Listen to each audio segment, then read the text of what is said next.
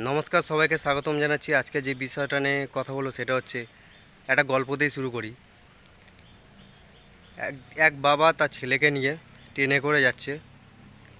বাচ্চাটা সেই বাচ্চা ট্রেনের জানলার পাশে বসে বাইরের দৃশ্য দেখছে, গাছপালা দেখছে, আকাশ দেখছে। তো সে খুব খুশি। বাচ্চা তার বাবাকে হাসি মুখে জিজ্ঞেস করছে, বাবা ওই দেখো মেঘ।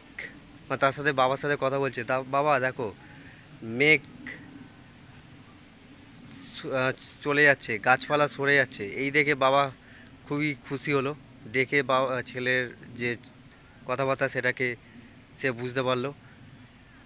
সেটা বিভিন্ন রকমের প্রশ্ন করতে থাকছে বারে বারে, বেশ খুশি মনে।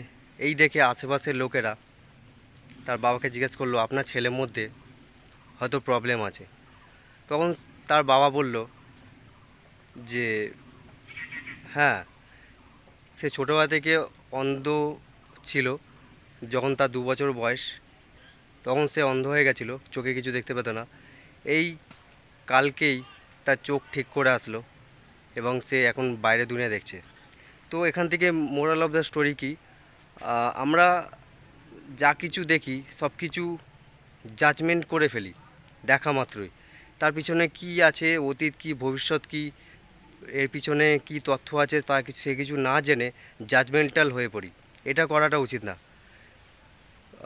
তো একটাই মূল বিষয়, সেটা হচ্ছে বি নট জাজমেন্টাল। কোনো কিছু দেখে হতকারিতার মধ্যে জাজমেন্ট হয়ে পড়বে না। এটা আমাদের জীবনে অনেক সময় দেখি যে আমরা অন্যদের কোনো কিছু বিষয় না জেনে হুটহাট করে বলে ফেলি। এটা করাটা উচিত না।